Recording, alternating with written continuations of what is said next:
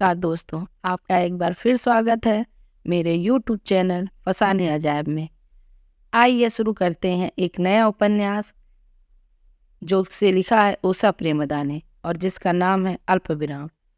उषा प्रेमदा का यह उपन्यास एक लंबे दिवा स्वप्न की तरह है, जिसमें तिलस्मी चमत्कारी अनुभवों के साथ साथ अनपेक्षित घटनाएं भी पात्रों के जीवन से जुड़ी हुई हैं। एक ओर यह मृत्यु के कगार पर खड़े एक परिपक्व व्यक्ति की तर्क विरुद्ध असंगत अपने से उम्र में आधी युवती के प्यार में आकंठ डूब जाने की कहानी है, और साथ साथ एक अविकसित, अप्रस्फुटित, अव्यवहारिक स्त्री के सजग, सतर्क और स्वयं सिद्ध होने की भी यात्रा है। तो आइए सुनते हैं इस उपन्यास का प्रारंभ मेरी यानी डॉक्टर वंदना की आवाज़। जब तक मैं नौकरानी को इशारा करूं यह कहने के लिए कि यह भेंट का समय नहीं है, वे दोनों खट खट कर सीढ़ियां चढ़ गईं और सामने आकर खड़ी भी हो गईं। उन दोनों ने मुझे पूरी तरह घूर कर देखा। मुझे अपनी वेशभूषा का पूरा पूरा बोध है। बक्सों की उतराई चढ़ाई में मेरे कपड़े काफ़ी अस्त व्यस्त हो गए, बाल भी बिखर गए होंगे। मेरे हाथ में एक नीले रंग का मोजा है और चेहरे पर खीज और जुझलाहट। मुझे अनदेखा करके उन्होंने नौकरानी जमुना को संबोधित करते हुए पूछा, सर घर पे हैं? हम लोग मिलना चाहते हैं। मैं अभी तक उन दोनों को टालने के चक्कर में थी, पर मुझे समय ही कहाँ मिला, क्योंकि तभी सर अपनी लाइब्रेरी का दरवाज़ा खोलकर गलियारे में प्रकट हो गए। दोनों देवियों ने गदगद मुस्कान के साथ हाथ जोड़े। सर भी मुस्कुरा रहे थे। उन्होंने हाथ से संकेत देकर उन्हें आने को आमंत्रित किया। कुछ पीने को भिजवा देंगी? वो मुझे देख रहे थे। मेरी एकदम अवज्ञा करती हुई वे दोनों बेझिझक मुड़ी और गलियारा पार करके अंतर ध्यान हो गए। अब मैं वैसी की वैसी ही खड़ी हूँ। पास में जमुना मेरा मुंह ताक रही है। जाकर चाय बनाती हूँ, कहकर वह मुड़ी और किचन में गई। पहले यह चौका रहा होगा, जूठे सकरे खाद्य के दायरे में बद्ध, पर अब इसे एकदम तोड़ मरोड़ कर मॉडर्न बना दिया गया है। यहाँ अब सब बनता है, मुर्गा, मांस, कबाब, तली हुई मछली, जो पहले एकदम निषिद्ध रही होगी, कम से कम नानी के समय में, जो अपना सब कुछ समेट कर दे दिलाकर इस जगह एकांतवास के लिए आ गई थी। अब तो महाराजिन और रसोईदारिन का भी आधुनिकीकरण हो गया है। वह राम भरोसे की अम्मा या नई सड़क वाली ब्राह्मणी नहीं कहलाती, अपने को कुक कहती है, और उनके आधुनिक नाम है कल्पना या कल्याणी। और खाना बनाने वाले की जात पूछना एकदम वर्जित। इस आधुनिकता के चक्रव्यूह में केवल मैं हूँ, एकदम निरर्थक और निष्प्रयोजन जीवन जीने वाले। कम से कम मुझे हर समय यह क्यों लगता है, पिछली बार इन दोनों से इसी बात पर मेरी बहस या छोटी मोटी झड़प भी हो चुकी है। दोनों पढ़ी लिखी हैं, विश्वविद्यालय के 2 कॉलेजों में पढ़ाती हैं। अविवाहित तो नहीं लगती, पर यह पूछना नितांत पिछड़ेपन की निशानी है। सर यानी मेरे पति वो भी उनके निजी जीवन के बारे में कुछ नहीं मालूम, न वो पूछेंगे ही। शादी तो हुई होगी, वह बोले, फैमिली भी होगी, फिर इतना फालतू समय कहाँ से मिल जाता है? मैंने कहा, पढ़ाने के लिए कुछ तैयारी भी तो करनी पड़ती होगी, क्लास में लेक्चर देने के लिए नोट्स वगैरह भी तो बनाने होंगे। वह आजकल कोई नहीं करता। मेरे पति ने मेरे बोलेपन पर हंसते हुए बोले, आजकल दीवारों पर लिखना, एक दूसरे की भर्त्सना और आत्म प्रशंसा में समय जाता है। आपका भी तो खाता है, आप भी उसमें लिखने लगी है, अपने गुट की वाह वाह और दूसरों की खिंचाई। तो यह है जीवन की सार्थकता? उनके अनुसार मैं बहुत खोखला, उद्देश्यहीन, निरर्थक जीवन जी रही हूँ। एक पत्नी मात्र। पति कौतुकपूर्ण दृष्टि से मुझे देख रहे हैं। उन्हें काफी मजा आ रहा है। आपने उन्हें बताया क्यों नहीं कि मैं एमए हूँ? मुझे दुनिया के बारे में मालूम है, कितनी जगह घूम चुकी हूँ। मैं जोश में आ गई थी, जैसे वो दोनों प्रस्तावना और इल्की मेरे सामने खड़ी हों। मैंने बोस्टन में रहकर हार्वर्ड यूनिवर्सिटी में कोर्स किया है, मैंने गाड़ी चलाई है। मैं चुप हो गई। इस वाक्य ने मुझे पीछे उस सुखमय समय की ओर ढकेल दिया जब मैं उन्मुक्त होकर बोस्टन में गाड़ी चलाया करती थी, निरुद्देश्य या कभी पतझड़ के रंग देखने के लिए। कैम्ब्रिज से वाइल्डन पॉन्ड तक फौरे के निवास स्थान था। बोस्टन में गाड़ी चलाना इतना आसान नहीं है, जैसे प्रसू और इली मेरे सामने खड़ी हैं। एक तो ड्राइवर अपनी हेकड़ी के लिए पूरे न्यू इंग्लैंड में प्रसिद्ध है, दूसरे सड़कें, नंबर इतने गड्ढम गड्ढ और दुरूह। बहरहाल मैं किसी संस्था या नारे से नहीं जुड़ी हूँ, न नारी मुक्ति का झंडा पकड़े हूँ। इसका मतलब यह तो नहीं कि मैं अपने आप। चुप हो गई। पति मुस्कान सहित मुझे देखते रहे, जैसे मैं आगे वही कहूंगी जो प्रसू और इल्कू से चिढ़ कहती हूँ। पर मैं चुप रही। कैसे समझाऊं? जब वे अन्य कार्यरत स्त्रियां मुझे हिकारत की दृष्टि से देखती हैं तो मैं अपने को कितनी हीन और नगण्य समझने लगती हूँ। आप इन लोगों से कहीं अधिक स्वतंत्र और मॉडर्न। वो मुझे बहलाने लगे। आपने अपनी जिंदगी के अहम निर्णय स्वयं लिए हैं। ये स्वतंत्रता नहीं तो और क्या है? या आप उनसे कहें ना, मैं कह चुका हूँ, आप फिजूल में परेशान हो रही हैं। वो मुस्कुरा दिए। असल में मुझे भी इन लोगों का समय असमय यहाँ टपकाना ठीक नहीं लगता। अच्छा, पर स्वागत तो आप दोनों बाहें खोलकर ऐसे करते हैं कि आगे कहना सही नहीं होगा। सोचकर मैंने बात बदल दी। एक मोजा खो गया है, अब इसका क्या करूं? रख लीजिए, कभी खोई हुई चीजें वापस मिल भी जाती हैं, पति बोले। मैंने मोजा उछालकर कूड़ेदान में फेंक दिया। अब वह नहीं मिलेगा। जो गया सो गया। खोई हुई चीजें कहाँ जाती हैं? मैं अक्सर सोचती हूँ, क्या हमारी इस दुनिया से अलग कोई दूसरी कायनात है जहाँ खोई हुई चीजें इकट्ठी होकर हमें मुँह चिढ़ाती हैं, हमारी खिल्ली उड़ाती हैं, अपने जोड़े से आज़ादी पा जाने का जश्न मनाती हैं, हमारे चंगुल से निकलकर अकेले किसी कोने या बिल्कुल अप्रत्याशित स्थान पर बस चैन से पसरी रहती हैं। एक चीज खोई तो स्मृति में उन सब खोई हुई चीजों की श्रृंखला करवटें लेने लगती थी। कंघी, कैंचियाँ, नीलकट्टा, लिपस्टिक, साड़ी ब्लाउज से बिछड़ा पेटीकोट, बाल पेनों और पेंसिलों का तो कहना ही क्या।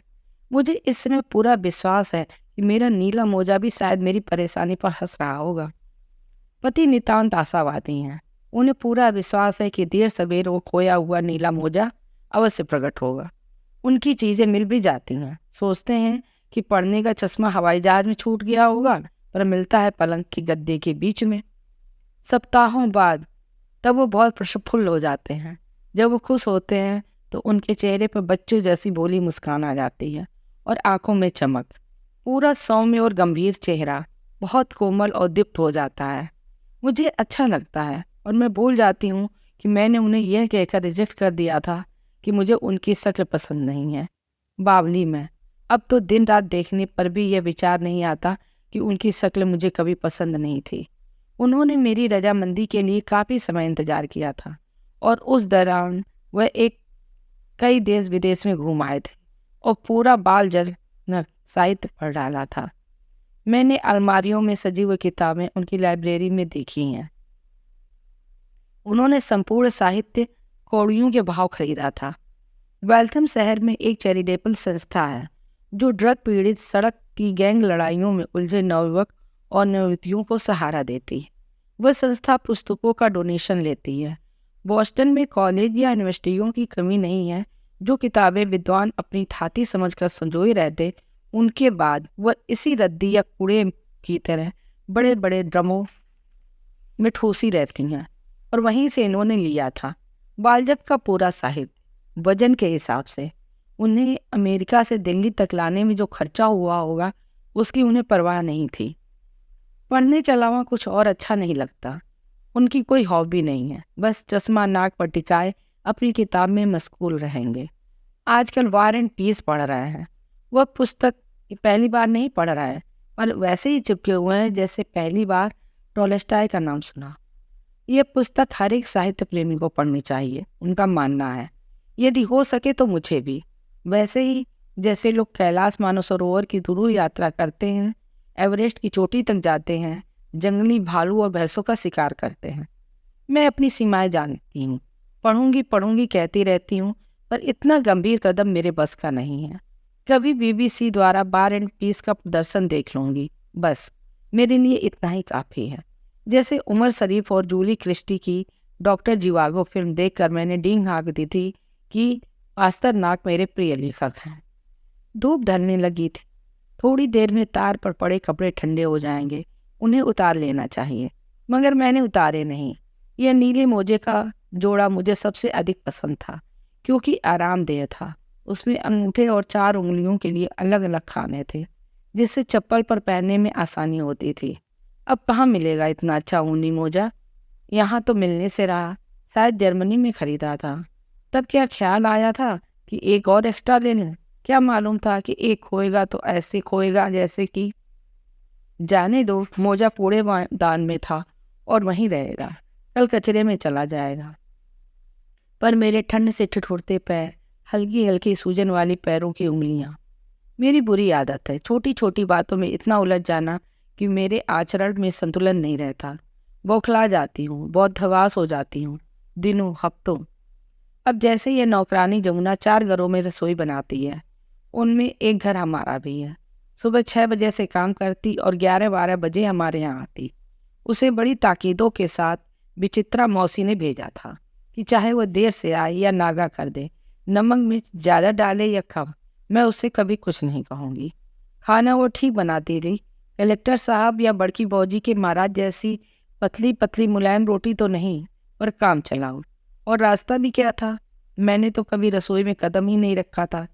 जब उन्हें आते ही तेज गैस पर दाल चढ़ा देती और सब्जी काटती जाती, बिना धोए कढ़ाई में डालती जाती, जबकि मैंने उसे ताकीद कर रखी थी कि आते ही वह साबुन से हाथ धोए, सब्जियों को आरओ के पानी से बार बार धोए खंगाले।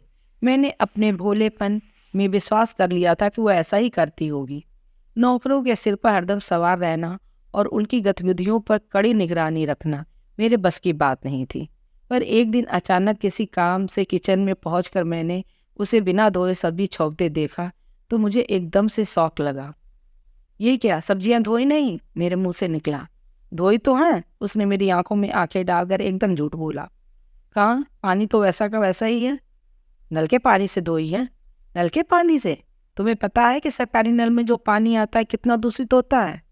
उसने झन्न की आवाज़ से कढ़ाई का ढक्कन डाल दिया और मेरी तरफ पीट करके आटा गूंदने लगी। यह भी नल के पानी से? उसने कर्कश स्वर में कहा। आपने जो बताया है वही आरओ का पानी है, देख नहीं रही हैं? उसकी डिटाई पर मुझे गुस्सा तो बहुत आया, पर आगे का परिणाम सोचकर मैं चुपचाप किचन से निकल आई। आखिरकार हमारे अलावा 3 परिवार और भी थे जहाँ वह खाना बनाती थी, और अभी किसी को भी दूषित भोजन से मृत्यु की खबर हमें नहीं मिली थी। मैं आकर बाहर बैठ गई। मैंने महीने की शुरुआत में उसे साबुन की बट्टी दी थी कि वो बाहर से आते ही हाथ धो लिया करे, पर वह अभी तक वैसी की वैसी थी। वह जब पूछने आती कि खाना क्या बनेगा, तब मैं पूछती हाथ धो लिए, और हाँ, वो रोज जवाब दे देती। हम दोनों जानते थे कि वो झूठ बोल रही है। मैं बाहर जाकर बैठ गई। मुझे मालूम था कि ससुराल और सभी मित्र संबंधी सासें रोगी प्रतीक्षा कर रहे हैं कि मैं कब घोषणा कर दूं कि मुझसे ये सब सूला चौकी नहीं समझता और पति सहित या उनके बिना जेठ जी की कोठी गेस्ट हाउस में चली जाऊं। और सच तो है कि कभी कभी पलायन करने की बहुत अदमनी इच्छा होती थी, पर पति का संतुष्ट और परिपूर्ण चेहरा देखकर मैं वहीं की वहीं रह जाती। पति अपनी किताबों और अध्ययन मनन में आकंठ डूबे रहते। उन्हें घर गृहस्थी में या उसकी रोज रोज की परेशानियों की न तो जानकारी है न परवाह। मेरी नज़र पति पर लौट आई। कुछ देर खड़ी खड़ी उन्हें देखती रहती हूँ। यदि उन्हें मेरी उपस्थिति का बोध होता है तो भी वह संकेत नहीं देते। नाक पर चश्मा, हवा से थोड़े अस्त व्यस्त बाल और अपनी वही पोथी, बार एंड पीस। आप एक पैर में भूरा और एक पैर में काला मोजा पहने हैं, मैं कहती हूँ। मुझे मालूम है। वो थोड़ी देर किताब पढ़ना रोक कर बोले, तुम हंसती हो तो बहुत अच्छी लगती हो। वह स्वयं भी मुस्कुराने लगे। मैंने मुस्कान चौड़ी कर ली, ऐसी चिपकाई हुई नहीं, सहज स्वाभाविक खिलखिलाती हुई। उनकी दृष्टि स्निग्ध थी, उसमें मुझे हम दोनों का घना रिश्ता नजर आया। मुझे अच्छा लगा। तुम हंसती हो तो सुंदर लगती हो, पर तुम हो कि हर वक्त जुझलाई रहती हो। क्या करूं, मैंने लाचारी से कहा। जान को मुसीबतें लगी रहती हैं, कुछ न कुछ इरिटेट कर ही देता है। रसू और इली, उन्होंने खिजाने की मुद्रा में। हाँ नहीं तो, सच दस कर सुबह सुबह आदमकती हैं। मुझे पूरा विश्वास था कि उन्हें यह परवाह नहीं होगी कि उनकी रसोई हाइजीनिक है। मुझे कुछ करना चाहिए, मैंने अपने आप से कहा। रसू और इल्लू से पूछूं, मगर उनके साथ जाने के लिए मुझे अपनी सारी वार्डरोब बदलनी पड़ेगी, क्योंकि वे जाड़ों में केवल टसर और गर्मी में कोटा डोरिया साड़ियाँ ही पहनती हैं। ये मुझे बता चुकी हैं। फिर क्या करूं? मेरा ध्यान पिछवाड़े चला गया। गुरुद्वारे के पिछवाड़े और हमारी चौहद्दी के बीच जमीन का एक बड़ा सा टुकड़ा था। जमीन तो हमारी ही थी, पर वहाँ कुछ सीमेंट की बेंचें पड़ी हुई थी। सुबह शाम वहाँ कुत्ते टहलाए जाते थे और कभी कभार शाम को वरिष्ठ पुरुष आकर बेंच पर बैठ जाते थे। पर जिस चीज़ ने मेरा ध्यान खींचा था वह था मुफ्त का डे स्कूल। वह रोज 9 से 12 तक चलता था और इधर उधर के बिना मुंह धुले लक्ष्यहीन भटकने वाले बच्चों को घेर कर पढ़ाया जाता था। जब मैंने उधर ध्यान दिया तो मुझे पता चला कि वहाँ बहुत गलत गलत पढ़ाया जाता है। 2-3 शायद अवैतनिक अध्यापिकाएं हैं जो रोज नए नए सलवार सूटों और कार्डिगन में आती थीं। छाया में कुर्सियां डालकर बैठती, बुनाई करती और बतियाती। थर्मस में से चाय निकालकर बिस्कुटों के साथ खाती पीती और दरी पर बैठे बच्चे उन्हें टुकुर टुकुर ताकते। एक मॉनिटर नुमा 7-8 साल के बच्चे के निर्देशन में मंडे, ट्यूसडे, थर्सडे, फ्राइडे बार बार गला फाड़ फाड़ कर दोहराते, जैसे जीवन की सफलता का यही महामंत्र है। मालूम नहीं उन्हें इन शब्दों के मतलब भी पता थे या नहीं। मैंने पति से कहा, सुनिए। उन्होंने मुझे देखा। तब तक उन्होंने वार एंड पीस पढ़नी शुरू नहीं की थी, बस प्रतीक्षा में थे, यानी कि पुस्तक अभी आई नहीं थी। वार एंड पीस की एक कॉपी तो मेरे पास भी थी, जो कि अमेरिका से वापस आए सामान में कहीं दफन होगी। मैंने उन्हें ऑफर की थी और उन्होंने कहा, रूसी में पढ़ने का इरादा है। रूसी में? आपको इतनी कहकर मैं बीच में चुप हो गई। कितनी कितनी गहरे और विस्तृत आयामों वाला है यह व्यक्ति। मेरे बिना इसने कितना जीवन जिया है, भ्रमण किया है, भाषण दिए हैं, विदेश में पढ़ाया है। इस समय मैंने आपको बहुत नगण्य महसूस कर रही थी। वो मुझे देख रहे थे क्योंकि बात मैंने शुरू की थी। कहिए। मैं पिछवाड़े में एक स्कूल पढ़ाना चाहती हूँ। वो हंसने लगे। प्रस्तावना और एल्की वाकई आपका ऑब्सेशन बन गई हैं। मुझे लगता है कि मुझे अपने जीवन में कोई ठोस या सार्थक काम करना चाहिए। उन्होंने खींचकर मुझे छाती से सटा लिया, हल्के से माथे पर चूमकर बोले, इससे भी ज्यादा? मैंने अपने को ढीला छोड़ दिया। अभी हम घर में अकेले थे। क्या करूं? अच्छा, आप उन दोनों से मिलना बंद कर दें। जैसा आपका हुक्म। वैसे भी वे काफ़ी औसत बुद्धि की महिलाएं हैं, केवल नारेबाजी और हुजूम की साथीगिरी मुझे वे काफ़ी इरिटेट करने लगी हैं। आगे से आए तो कह दीजिएगा कि मैं नहीं हूँ। पति हमेशा तुम और आपके बीच टंगे रहते हैं। जी और आप निकल आएंगे और बड़ी सी मुस्कान के साथ उन्हें अपने अंतः कक्ष में लिवा ले जाएंगे। और वह स्कूल बंद होने वाला है? क्यों? ऐसे ही चल रहा था, अवैतनिक, गलत सलत। तो मैं चलाऊं? मैंने उत्साहित होकर कहा। वहाँ सेट डलवा लेंगे, बाथरूम बनवा लेंगे, बच्चियों के लिए आया रख लेंगे। अरे वाह, इतनी प्लानिंग! पर अभी नहीं, अभी तो पूरा का पूरा ध्यान मेरे ऊपर है।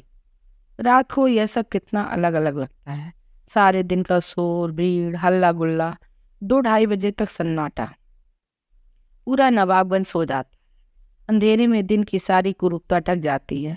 एक चादर आकर सब कुछ ढांप लेती है, सिर्फ आकाश, तारे और गैलेक्सियां। मैं चुप। पति की ऐसी बातों की आदी हूँ। पहले बना होगा रंगमहल, रास रंग रंगरेलियों के लिए। इस वीराने में नीली पहाड़ियों की श्रृंखला के बीच यह जगह जगमग करती होगी। फिर बनी गढ़ी, परिधि के चारों ओर सड़क कि 4 घुड़सवार आएं और चल सकें। बने होंगे बुर्ज, और जहाँ से दूर दूर दिखाई पड़े भारी भारी मोटी दीवारें, अंग्रेजों के तोप गोलों से रक्षा के लिए। और फिर, और अब हम हैं, आप और मैं, आपकी हजारों अनेक भाषाओं की पुस्तकें, और मेरा, और नीचे के खंड में है सुहास और विवास, उनकी माँ। कितना शांत है सब कुछ, कितनी सुंदर रात है। कितनी आए कितनी गए, रईस, अय्यास, नाचने वालियाँ, फिर गदर के दौरान अंग्रेजों के विरोधी। हमारे बाद वह रुक गए। हमारे बाद क्या? हम तो यहाँ अभी बहुत दिन रहेंगे।